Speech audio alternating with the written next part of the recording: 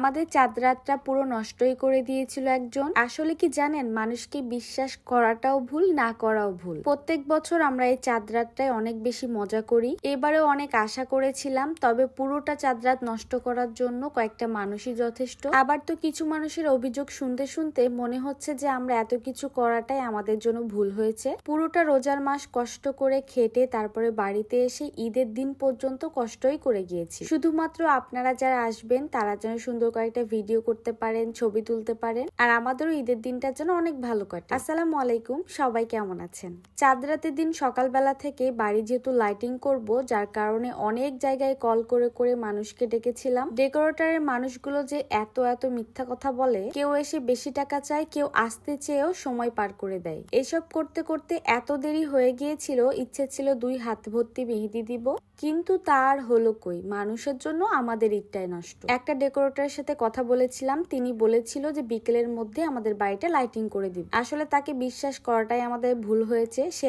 আস্তে আস্তে রাত 9টা করে দিয়ে তারপরেও আসেনি। ওই যে বললাম, মানুষের ওপর বিশ্বাস রাখাটাও ভুল, না রাখলেও ভুল। পরে আমার ঢাকা থেকে আনা কিছু লাইট ছিল, যেগুলো আমি একবারের জন্য ইউজ করিনি, পরে না পেরে ওইগুলো ইউজ করেছি। এইদিকে আমার সুইমিং পুলটা পুরো পানি দিয়ে ইচ্ছে ছিল পুরোটাতে ফুল সাজাবো, তো তাই করেছি। বিশ্বাস করেন আপনারা যে আসবেন বলে আমি আমার বাড়িটা চাঁদরাত থেকে শুরু করে একদম ঈদের দিন পর্যন্ত অনেক কষ্ট করে গুছিয়েছিলাম। সারা বছর কষ্ট করি শুধুমাত্র আমার সুন্দর সুন্দর কিছু ভিডিও ফুটেজ নেওয়ার জন্য, আর সব থেকে বড় শান্তি মনের শান্তি দেখার জন্য। এত কিছু করতে করতে সারা রাত প্রায় পারি হয়ে যায়। মেহেদি কখন দিব সেটাই আমরা চিন্তা করছিলাম। আর এই যে লাইটিং করা পদ্মগুলো দেখছেন, এটা আমরা একটা পেজ থেকে নিয়েছি। কয়েকদিন পরে আপনাদের বলে দিব কোন পেজে ছিল এটা। আমার ছোট্ট সুইমিং পুলটা আমি এইরকম পদ্ম দিয়ে সাজাবো অনেক দিনের ইচ্ছে ছিল, সেই ইচ্ছাটাও ছোট করে পূরণ করেছি। একজনের উপরে আশা করে সেই আশা বাদ দিয়ে নিজেরাই কাজ করতে করতে প্রায় 12:30 বেজে যায়। মাশাআল্লাহ, তারপরেও নিজেরা যেভাবে সাজিয়েছি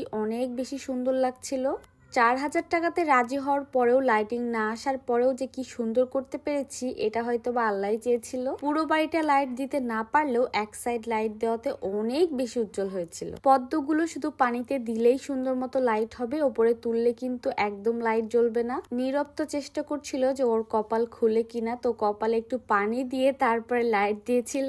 এইদিকে 12:30টার দিকে আমরা মেহেদি দিতে শুরু করি, আর আমি এত বেশি অধৈর্যশীল, বিশেষ করে মেহেদি দেওয়ার কাজে আমার এক হাত দিতে না দিতেই আমি একদম শুয়ে বসে পড়েছি। সময় যেহেতু নাই, সকালবেলাতে উঠতে হবে, আরো অনেক কাজ বাকি ছিল, তাই শুধুমাত্র এক হাতেই দিয়েছিলাম। এই হচ্ছে আমার পুরো হাতের মেহেদি, যেটা রাখার জন্য আমাকে অনেক কষ্ট করতে হয়েছে। এরপরে বলি আসল কাহিনীটা।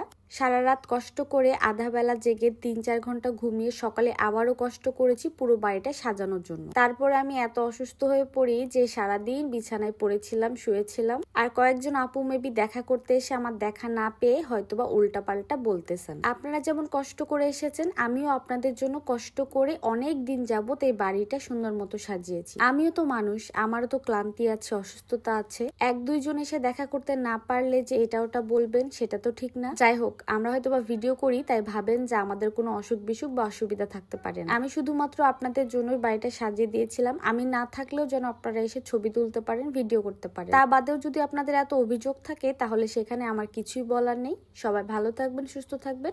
আজকের ভিডিও এখানে শেষ করে দিচ্ছি। আল্লাহ হাফেজ।